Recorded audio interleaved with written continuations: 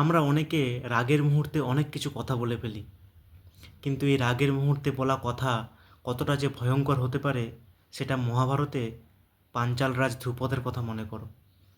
দ্রৌপদী যখন অগ্নি থেকে তৈরি হচ্ছে, তিনি দ্রৌপদীর জন্য সারা জীবনের দুঃখ চেয়েছিলেন, কিন্তু পরে দ্রৌপদী যখন সত্যিকারের দুঃখের মধ্যে পড়েছে, কষ্টের মধ্যে আছে, তখন তিনি সেটা নিয়ে এত অনুশোচনা করেছেন তা বলবার নয়। তাই রাগের মুহূর্তে নেওয়া ডিসিশান কখনোই সঠিক নয়। আবার সুখের মুহূর্তে দেওয়া প্রতিশ্রুতি, সেটাও যে জীবনে কত বড় বিপদ আনতে পারে, সেটা হস্তিনাপুর রাজ ধৃতরাষ্ট্রের কথা মনে করো। দুর্যোধন যখন জন্ম হয়েছে, সে প্রতিশ্রুতি দিয়ে ফেলেছে আনন্দে যে দুর্যোধন, তোমাকে আমি যুবরাজ বানাবো, কিন্তু পরে নিজের ইচ্ছা না থাকলেও তাকে রাজা করতে হয়েছে। তিনি বুঝতে পেরেছেন যে তিনি অনেক ভুল করে ফেলেছেন, তার প্রতিশ্রুতি ভুল হয়ে গেছে।